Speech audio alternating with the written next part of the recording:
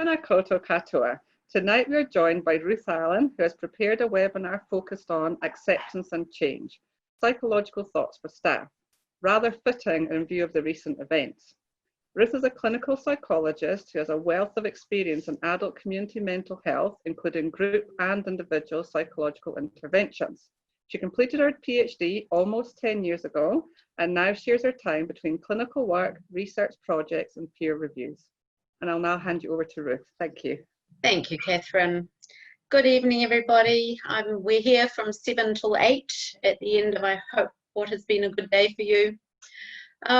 This workshop really arose out of feedback that you had been giving to staff around what you'd been dealing with through the COVID period and beyond. I've just started working with mobile health, doing these webinars. So this is a little bit of a grab bag of some of my favourite things. Based on, I use DBT and other evidence-based approaches in my work in the public mental health system. And as Catherine said, I also do research and all sorts of other things. So we're going to look at a little bit of inhaling secondhand stress at level 1, because that's what we're all busy doing. And that's little Rosie, who's at my mum's rest home, helping them inhale secondhand stress. We'll touch on tolerating distress and anxiety. This idea of acceptance and change will wander right through the workshop, but we'll have more of an understanding of that as we go. And also observing our limits. This isn't really a definitive guide to anything, but I hope you'll find practical, useful strategies to survive at the front line and help your colleagues and the people you're working with. So first of all, let's just think about the bigger picture. I might be a psychologist, but I'm really in favour of us thinking not only about mental well-being, but also how our physical well-being is, what's happening in our relationships, our social worlds, including with our colleagues, what's happening to our sense of meaning, faith, values, spirituality, whatever you want to call it, and also what's happening in the places in which we're situated. There'll be a lot happening in people's towns and communities through this period. After this workshop, perhaps just take a moment to reflect on how all of these have been affected in your life and the life of those you work with, just to keep the bigger picture in view. This idea of inhaling secondhand stress, now what's that about? There's been quite a lot of research and terms like stress contagion, empathic stress, stress resonance, the idea that we're physiologically, cognitively and emotionally affected by stress to people around us as health workers. So those two chaps having a good fight, looking at that can raise our cortisol level. So watching others having a stress response increases our stress response. Some of the research they did with this was watching 3-year-olds through two-way mirrors where they thought they'd broken the experimenter's toy, and as the little child was stressed, their mother or any woman looking through the screen got equally stressed. So obviously more if it's someone close to us, but what was interesting was when they got the mother's stress separately from the child, I think they made them do a bit of a webinar or something like that, when they came back in to see their child, without saying a word of what was going on, the measured cortisol in their 3-year-olds was raised just through, was it the odour of the mother, the facial expression, how she greeted the child, nothing was said. So we're really well tuned into others. And especially so if we rate highly on a scale of empathy, which probably most of us as health workers would do. Is it all bad news? We want to be able to respond. There's that little kitten looking like it's in trouble and it needs some help. It's nice to be able to respond to that. It may also be quite adaptive. If we can silently transmit threat, that can help us escape or build social cohesion. If we're, you know, when you walk into a room sometimes and there's just an atmosphere, not a thing's been said, but you know there's trouble. Also, as health workers, the good news is we don't just have to watch. We don't just have to look at people who are suffering. We can act. And that immediately reduces our cortisol, which is good news. And that's a long-standing awareness in a lot of faiths, Christianity, Buddhism, other philosophies, that we can have that feeling of concern, but we can also act, and that helps us feel more effective. That also makes us think about what stress is about, and I'm not getting into saber-toothed tigers and all that, but I heard a lovely idea the other day. It's really about caring about something. There's my little niece, Athena. Now, there's a lot at stake with her. Of course we care, but man, is it stressful. So stress is what arises when something that you care about is at stake. That's a definition from a woman called Kelly McGonigal, who's written a book called The Upside of Stress. I just heard her the other day speaking, and it just fitted my thoughts about this idea of acceptance and change. There's stuff you can put up with because there's a lot at stake, and it has meaning to you. Kelly is from Stanford, psychologist from Stanford, looked at some of the research around the world, and it's often not about how much stress we experience, but how much it's part of a meaningful life. So highly stressed people can still do it really well if what they're stressed about is something that they care about deeply. Stress gives us a sense of how to link into other times we've coped with a difficult situation. It reminds us, here's something stressful happening. What have I done in the past? How have I dealt with this before? It also lets us connect with others, which can be really helpful. And that whole idea of stronger together, a team of 5 million, all that stuff is really what's sort of pulling that in. And also, perhaps with hindsight, we can sometimes look back at really difficult times and realize we made some good decisions, or there was a good change in our lives then, or we needed to end that relationship even though it was ghastly at the time, or whatever. So thinking about what we notice when we're inhaling some of that secondhand stress as health workers. First of all, physically, anything from headaches through to heart disease has been or can be linked to stress. There's lots physically going on. But also, we can feel excited, alert, fast, strong, decisive, bright-eyed and rosy-cheeked. So there's a lot to do with how we're thinking, and that's obviously where psychologists wander in. You don't need to read this slide, it's one of those awful crowded ones. The main point here is there are short-term actions in stress that save our lives and that are really useful, and there's a whole lot of long-term stuff that's not so useful. And we need our minds to mediate that. If I'm watching a movie about someone being mugged, I'm going to have the tense muscles, the sweaty palms, the dry mouth. My heart will be pounding, I'll be breathing fast, my pupils dilated, just as much as if I'm getting mugged myself and not just watching it. It's only my mind that then says, no, don't worry, it's okay, Superman's going to come in and save the day, or Bruce Willis or whoever. So the ability to mediate and make sense of those short-term responses so that they don't turn into long-term effects when something is not life or death. So if I'm needing to run away, I don't need to be quietly digesting my dinner. I just need to run. I need the blood to go to my peripheries to get me out of there. But if I'm doing that about every meeting at work or every situation I deal with, I end up with indigestion, nausea, and all the rest of it. What do we notice in other ways? That was some of the physical side. What about our feelings? Again, anything goes pretty much. You'll have partners, kids who express their distress in all sorts of gorgeous ways, from anxiety to grumpiness to whatever.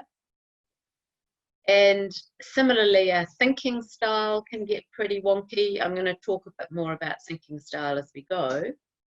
So I'll come back to that one.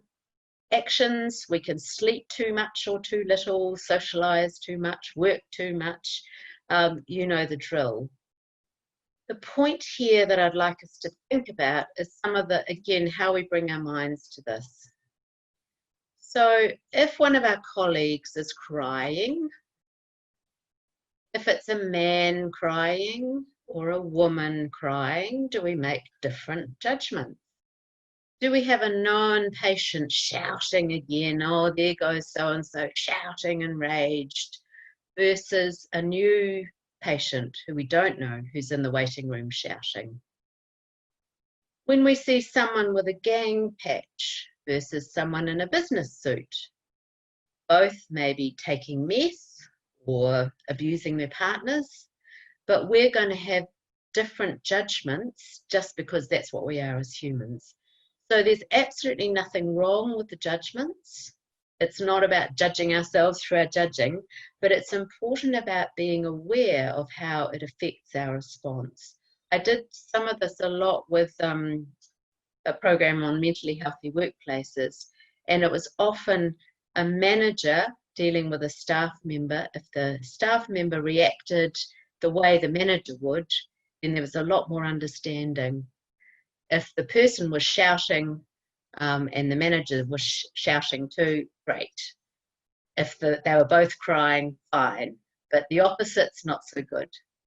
So it's just nothing wrong with our judgments, but it's really useful to notice them because we can misread things when we're using our own sort of filters too much. What about when you've had a rotten day yourself? So think of the last rotten day you had at work. What did you do when you got home? Now, unfortunately, that might have been today. I hope not, but here we are. Some of this probably went down. None of it particularly healthy. So why do we do that? We're health professionals. We know better than a whole lot of chocolate or chips or too much screen time. We do it because we need to calm ourselves down when you can't make a situation better right away. So this is our first real acceptance and change idea. Without judgment, we often can't control a lot of what has made that day rotten. We have to put up with it. So we need to recover and calm ourselves down emotionally, maybe with some mindless screen time or some wine or whatever. And when we're calmer, we can then start to think through the situation or problem solve it potentially. However, there are pros and cons to this strategy. So the odd glass of wine after a bad day, okay. Another bad day, another glass of wine. Another bad day, a half a bottle of wine. Another bad day, another half bottle of wine, and then on we go. And you're never actually sorting out what the bad day is about and what long-term changes might need to be happening or being planned towards. So it's about some balance there. So we're trying to find ways, and we'll all know when we're managing distress in a way that's made things worse. We've come home and we've yelled at everybody, and that's just made the whole thing worse. So we're trying to find ways of putting up, managing distress without making it worse through taking action on feelings and on thoughts. So let's actually do some of that right now. We've been going for a while. Yes, I've been talking for a while, so I'm going to talk a bit differently. Pens down if anyone's got such a thing. Just settle into your chair. I'm going to do what's called a 5 sense check. And I just want you to notice what your senses are telling you right now. So first of all, just listen to my voice. Notice what you can hear around you. So obviously there's my voice. And notice the other sounds that are around you. And just focus all your attention on what you can hear.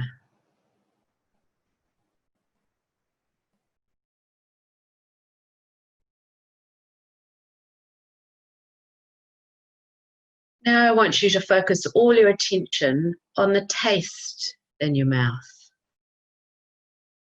You might not really have much of a taste. You might have just had a cup of coffee or something, but just gently bring your attention to focus on the taste in your mouth.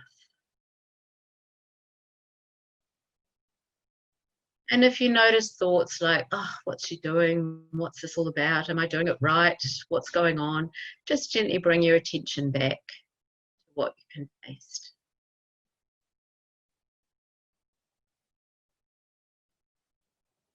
Now focus all your attention on what you can smell. Are there any smells in the room?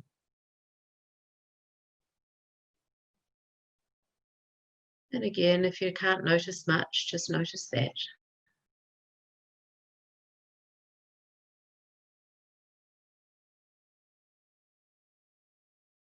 Now I want you to focus all your attention on touch. So what's touching you? The chair, the ground, what are you touching? Temperature, feeling of clothing. Just scan through all the things that you're touching, that are touching you. Focus all your attention on that.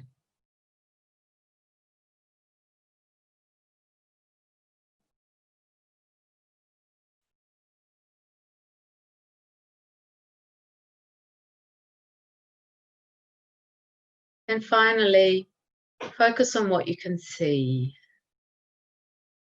Maybe take a look around, notice colours, shapes, things you perhaps hadn't really paid attention to before or for a while. Focus all your attention on what you can see.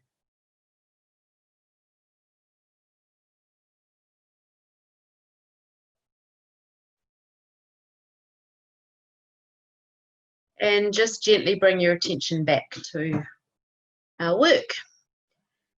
Now, if I could see you all and put hands up, I'd like to know which you could focus on the best. Some people on hearing, some on smell, some on seeing. Again, there's no right or wrong. It's good to notice which are more attention grabbing for you, because they're often the ones to focus on if you need to quickly calm yourself down. Self-soothing uses the senses like that to soothe our distress. Pleasant sights, nice smells, relaxing sounds, good tastes, soothing touch. All of those things are things children gravitate to, we gravitate to. And they're a really good way to just be in the moment and focusing on right here and now. It's a good thing to do quickly before you're going in to see an awkward person, or while you're waiting at a traffic light, or getting ready to return to somebody that you're having difficulty with, or whatever it is. And you can also do variations on it. So you can just quickly focus on one sense. There's also 5, 4, 3, 2, 1, which is 5 things that are touching you, 4 sights, 3 sounds, 2 tastes, and 1 smell. So whatever variation on that, to just self-soothe. Let's now also move to distraction. This is another distress tolerance strategy. So it's another way of looking after ourselves without making the situation worse when we're having to accept we can't change what's going on in that moment. So here I want you to pay attention to this phone number. Just pay attention, remember this, 09 376 4451. Say that back to me if you could, or just say it back to yourself. 09 376 4451. I imagine that wasn't too difficult, even tired at the end of the day.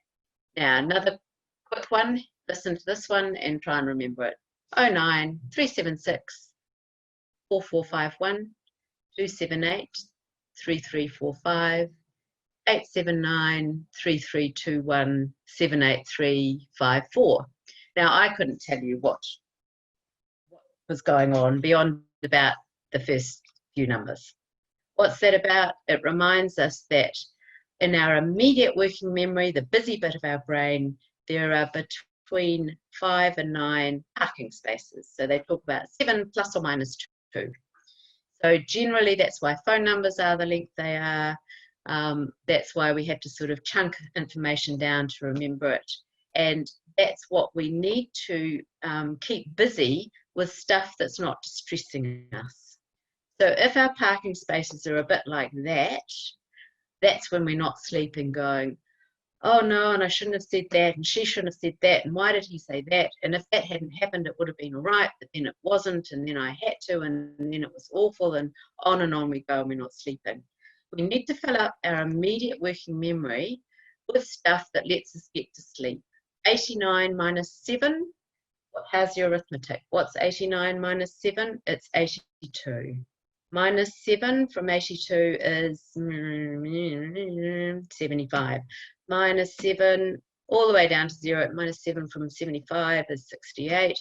That's filling up a few parking spaces with dribble, but it stops you worrying. So 80, you're having to hold, right, I'm the first number, and then I'm subtracting 7, and then I have to hold the new number, and then what am I doing? I'm subtracting, oh, hold on, is that right? Well, how far have I got? So you're filling up your parking spaces with nonsense. Similarly, going through the alphabet, girls' names, boys' names, a mixture of all of them. Andrew, Beverly, Christopher, Donna, oh, is it Day? Oh, hold on, where was I up to? So again, you're having to keep track of a number. I tried to do this with one night with psych meds, Arapax, benzodiazepines, clonazepam, diazepam, epilim, fluoxetine, and then I think I just about ran out of steam. But you can see how you can use whatever it is to just fill up those parking spaces with things that are calming and not so distracting. Another thing we need to think about, I said I'd come back to how we talk. So there's Athena with some pretty cool sunglasses. Under pressure, we put on particular sunglasses, and we have to notice that and whether that's helpful to us. So we tend to get into all or nothing thinking. I hope a lot of this is familiar to you. Black or white thinking, various ways this is described. When we're under pressure, we get more simplistic. My way or the highway.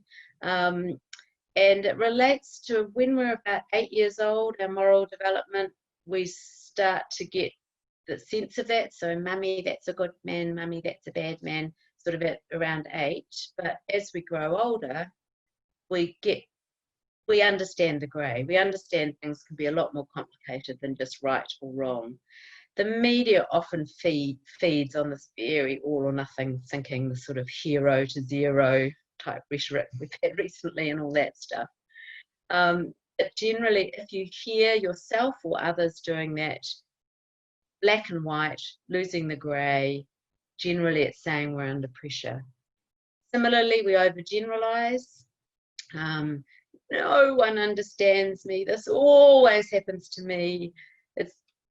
So everything, no one, everyone, all of those give us the clue that it's probably not correct. There's probably an exception we can find. This doesn't always happen to me. Last week it didn't. How can we make sure that it doesn't this week? Jumping to conclusions, some of you may be very good at mind reading. People often think that psychologists can, if only I could. But mostly, interestingly, we tend to mind read negatives. So we tend to assume someone's cross with us or got an attitude or whatever. We don't tend to think that they're happy and whatever.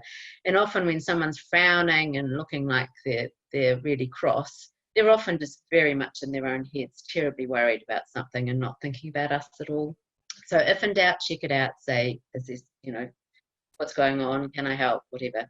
Fortune telling, similarly, we tend to predict negatives. We say, oh, this won't work. Oh, this will be a disaster, when we don't really know. Now it's from an evolutionary perspective, it's quite handy to be able to predict negative things, and that's where catastrophizing comes in as well as negative fortune telling. Because if we're saying, uh-oh, this bad thing's about to happen, we can take action to survive.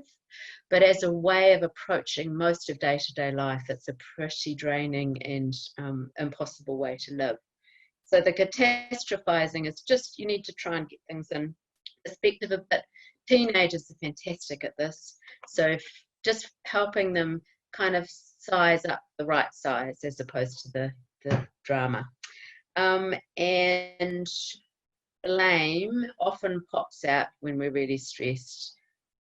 Possibly self-blame. Are you taking responsibility for things that really are not your fault? Or trying to blame other people? Usually it all makes us feel quite helpless and sort of worried, as opposed to just being able to figure out what might have gone wrong, how we could do it differently in the future, or whatever that is. So rather than leaving us worried, I'm going to touch on the anxiety equation, and we'll do a little bit of work around that. We've got a couple of worried creatures there that we need to reassure, and then we'll pause for a question or two if there are any. So the anxiety equation, again, something to apply to yourself or to others. What we tend to do is overestimate the threat and underestimate our ability to cope, and the end result of that is anxiety. How does that work?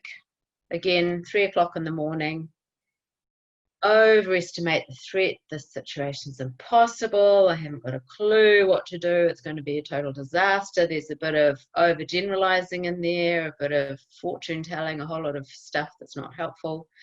And I won't be able to cope. I don't know anything. I can't possibly look after everyone. So that leaves you feeling really anxious. Instead, take a breath and reassess the threat. This situation's unfolding day to day. I'll do what's possible. I know about as much as others with my level of training and experience. And if we lose this patient, it reminds me that healthcare involves dealing with severe and life-limiting illnesses, and others do understand how hard that can be, even when we all do our best. So what that gets us into a state of is paying attention. Maybe we're needing to prepare or think through something, rather than just rushing around feeling like helpless chooks. So bringing those two a bit more into balance. So stop overestimating the threat, bring it down. Stop underestimating your ability to cope, equalize them a bit to be able to feel a little bit calmer and just pay attention and problem solve. Just going to pause for a moment. Catherine, anything that you can share with me to touch on, or shall we keep going while I have a sip? Everyone have a sip of coffee and a stretch. So no, going well. The questions are staying quiet at the moment, but there is someone has just commented that said, a lot of what you're talking about is excellent stuff that could apply to other healthcare professionals as well, at the kind of the different levels of staff, not just nursing, and saying about how we get the message out to the wider workforce, because it's useful. Indeed, absolutely, and that's what these sorts of webinars are all about. And anything you pick up here that you then do with others will help them pick it up. Acceptance and change is again trying to deal with the complexity of life. This particular version of it is from DBT, dialectical behaviour therapy, which I work in with people with borderline personality disorder particularly, but there's heaps there that's really useful for all of us. So the idea is there are things that we accept in life, and there are things we need to change, and there's a bit of a balance and a tension between the two. Don't worry about words like dialectical. It just means balancing tensions or holding opposites. So a bit like with the all or nothing thing, all or nothing thinking, it's really the idea that you can love someone and yet hate what they do with the toothpaste tube. You can love your kids and hate getting up to them in the middle of the night. So we're not just one side or the other. If you only demand change from teenagers, for example, you have real pitched battles. But if you only do acceptance, oh yes, I understand, you've had a terrible life, no wonder you behave badly when you come to the hospital, then nothing changes. So we really need to find ways to balance both. And often we need lots of validation before we then move to change. It's the idea of moving from either or to both and. So acceptance is some of those strategies for tolerating reality. This is where I'm stuck right now. But change, problem solving to move on to somewhere else. So a couple of examples. These are examples that I heard about from feedback you were giving to people you've been working with. So it's true the coverage of COVID-19 made going to the doctor seem risky. That's true. That's an acceptance, a statement that's legitimate. And I'm happy to explain how that risk is managed now at level 1, unlike what's happening in overseas media reports. So that's where you're asking the person to change.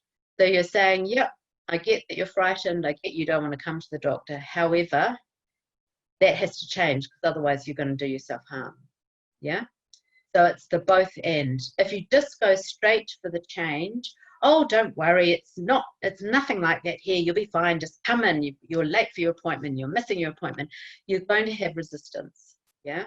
So settling people down with the acceptance statement means it's easier to then bring them along. It's the idea we're trying to get where they're coming from so that we can then understand how to move them along.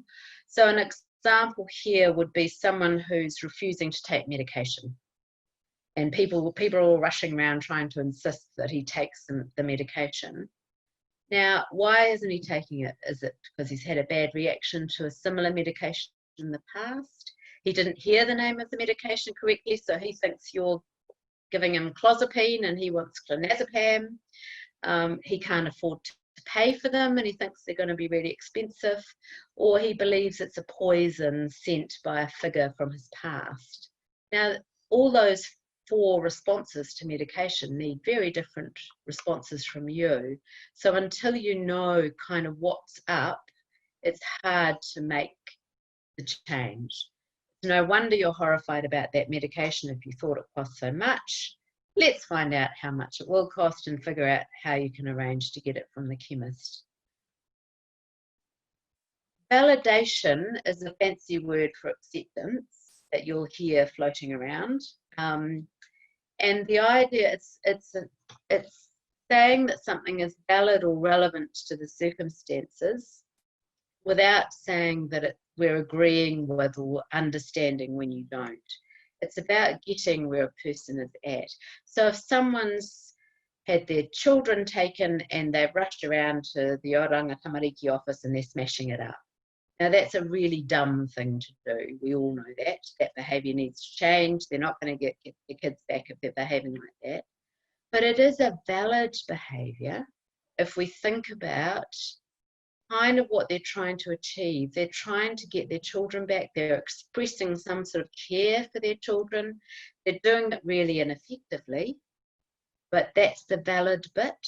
And it can be a bit like, as it says, looking for a nugget of gold in a cup of sand. Sometimes what's valid about some really bad behaviour can be hard to find, but we need to find it to then help the person move along. So the idea is that our behaviour makes sense, it's understandable in the current context, without saying, oh yeah, that was the sensible thing to do, that's great, I quite understand, when you don't. If you're still rolling your eyes about their behaviour, you haven't got where they're coming from.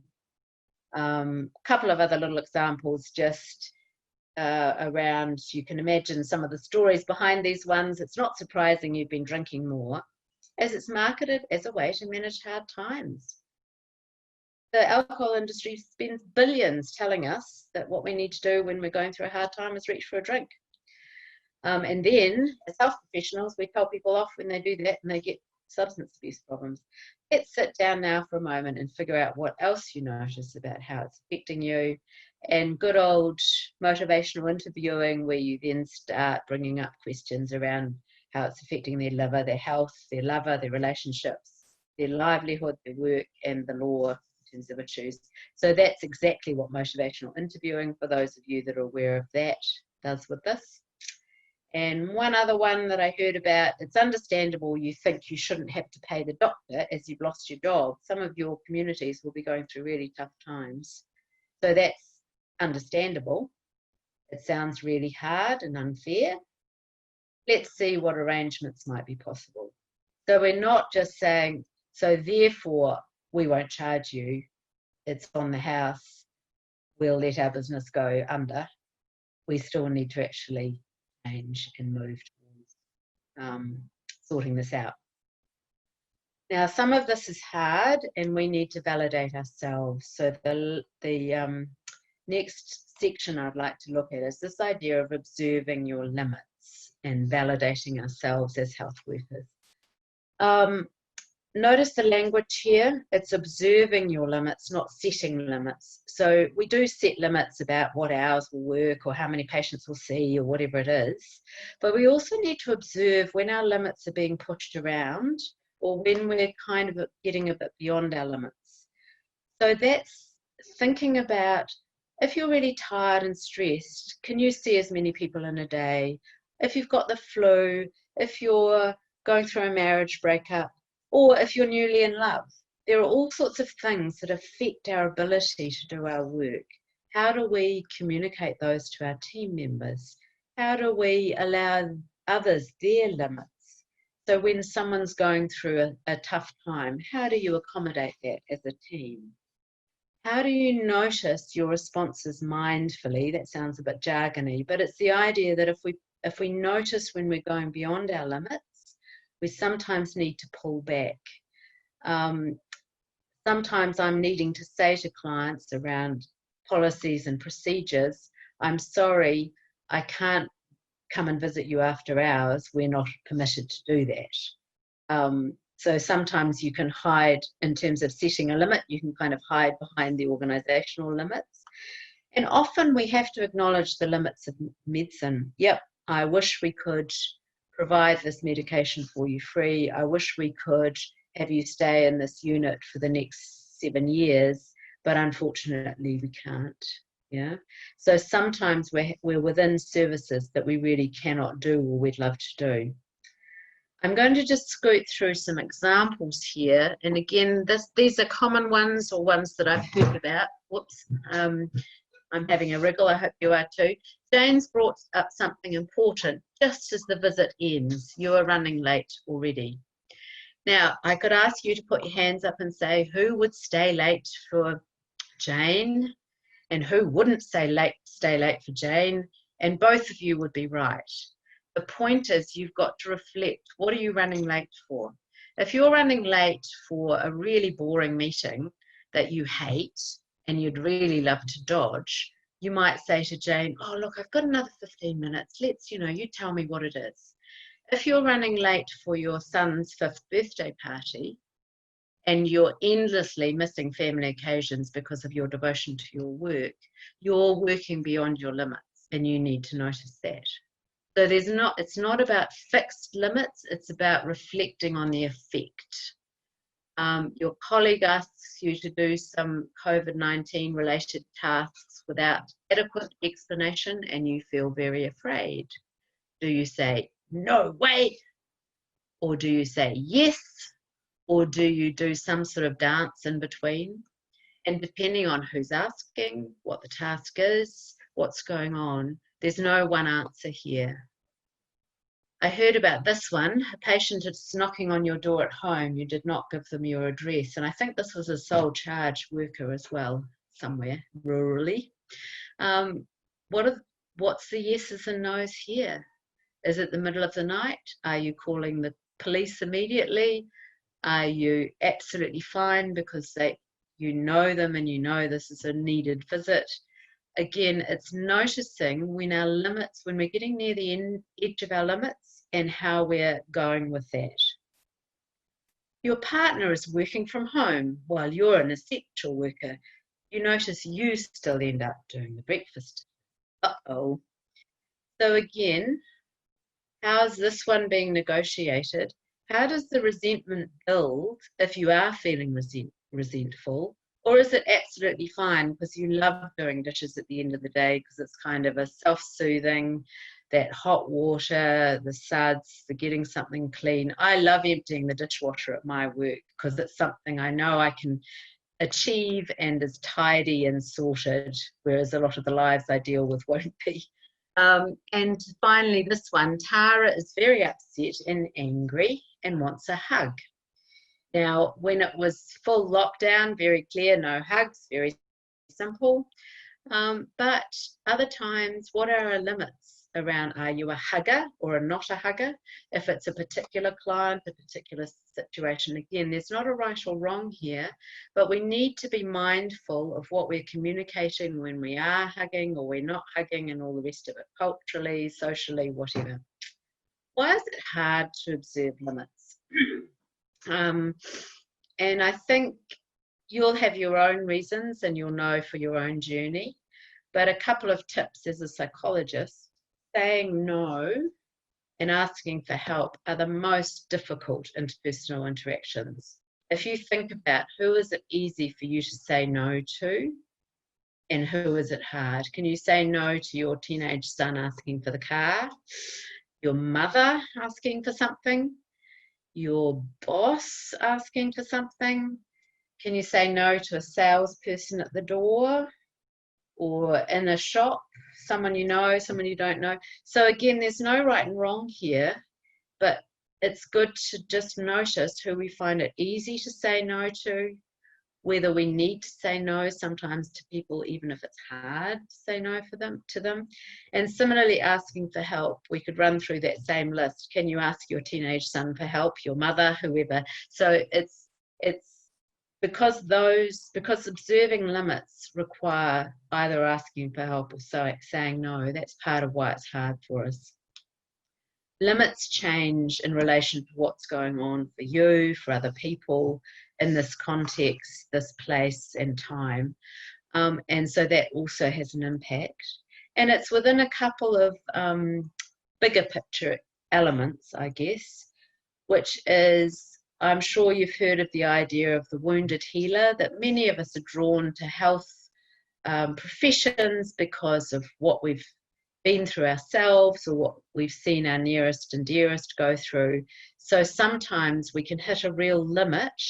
If you're trying to save a child who's going through a situation that you survived, it can feel overwhelmingly important that you do, that you overwork to save that situation or whatever. So we need to just be aware of those edges because we do wish to be effective and helpful. The other aspect to this, the final element of our limits, is the environments that we work in. And a lot of that, again, we're into acceptance and change. Some of the practice settings, some of the time pressures, I don't know about you, but some of those forms we have to fill out, under-resourcing, all the issues that are just the reality of the situations within which we work.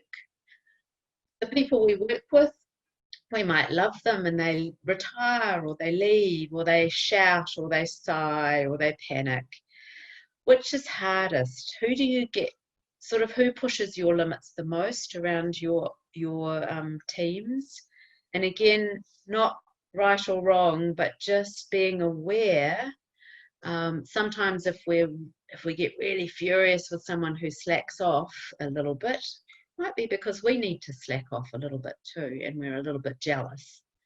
And also remembering the patient's environment, the people we're working with, what are they bringing to, what sort of ambient stress do they walk in the door with before they've even opened their mouth? And within that is that some circumstances, no matter how hard we try, we may not be able to make the sort of difference we'd love to make. What do we accept of that? What can we work on to change? I'm going to touch now on one other little example of in this moment, I guess. So there's a teddy bear. I took that photo when I was doing one of my walks around Auckland back in the day. It sort of feels like a long time ago, and yes, it also feels like yesterday. And so, you know, a teddy bear for COVID-19, very cute, how cute. I sent this photo to a couple of friends overseas, and they were appalled at this awful sort of drunk, dumped, abandoned child's toy by a broken fence, because they had no idea of our thing about teddy bears. So again, there's such a difference depending on what lenses we have. So trying to grab moments and understanding how whatever's going on in this moment that we're having to put up with may not be the same the next time we see this person, or that it's not forever. I guess that's a sort of another take a breath moment. Now, there are a couple of things around people with mental health diagnoses that were raised. I can't possibly cover all of that, or what I'm not going to attempt to. But again, I think it's just we tend to get a bit worried or anxious. We overestimate the threat and underestimate our ability to cope when we know someone has mental problems. And some of the diagnoses can feel really scary, particularly if we're not used to working with them or whatever. It's again really thinking about how does the person see it.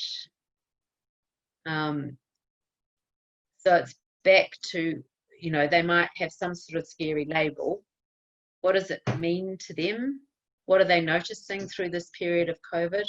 I've had one of my really anxious young men has done brilliantly through the whole lockdown and everything, because finally everyone was locked down, just like he mostly is. And he felt normal. He felt like, you know, and he was actually very capable. He's got lots of screen time and all of that. So he felt like that other people were sharing his reality rather than feeling like an outsider and so awful.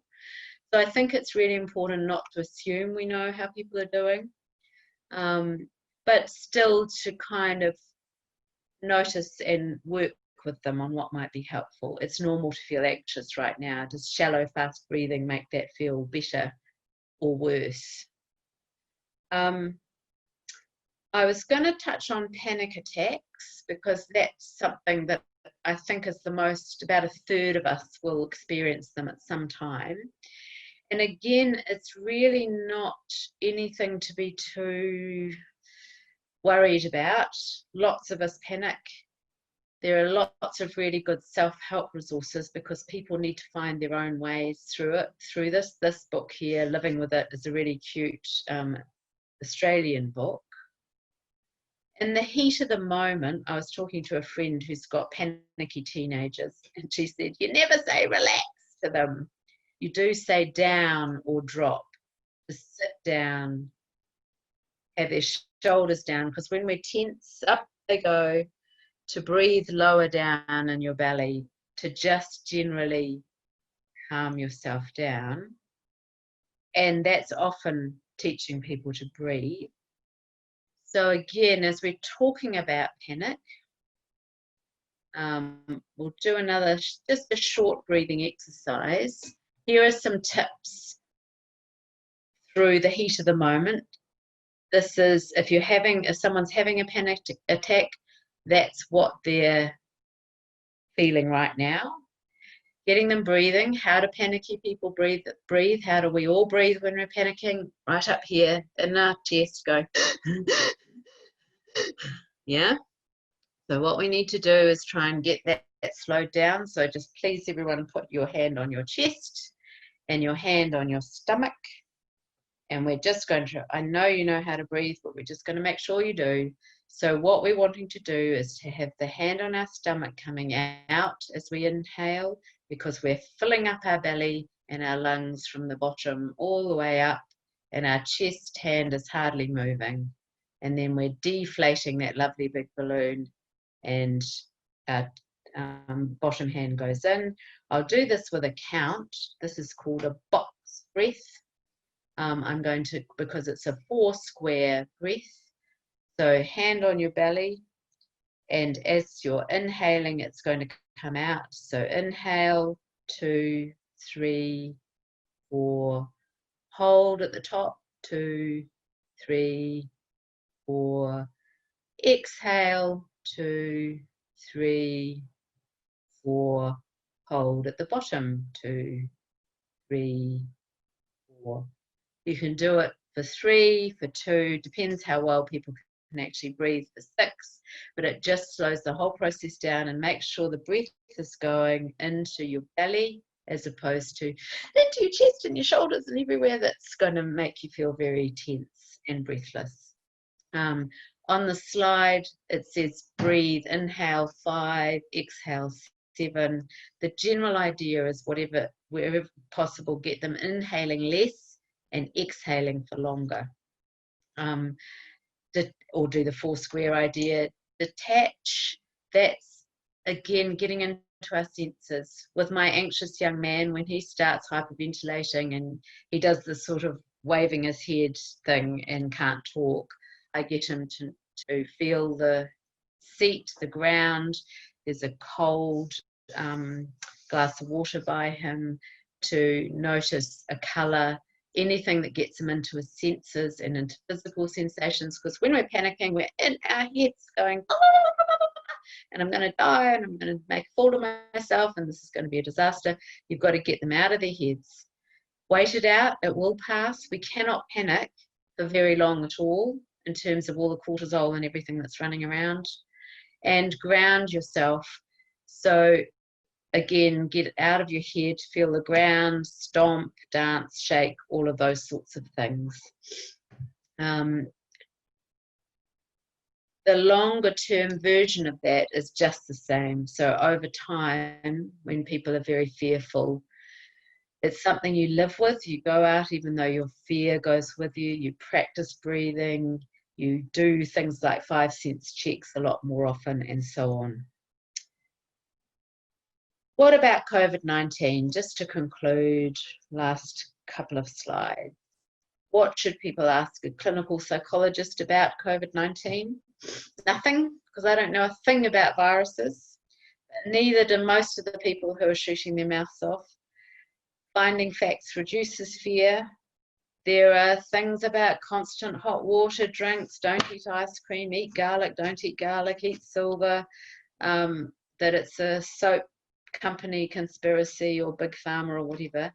Check what family members or what the people you're working with believe and are worried about, because you'll be shocked at how mad it is.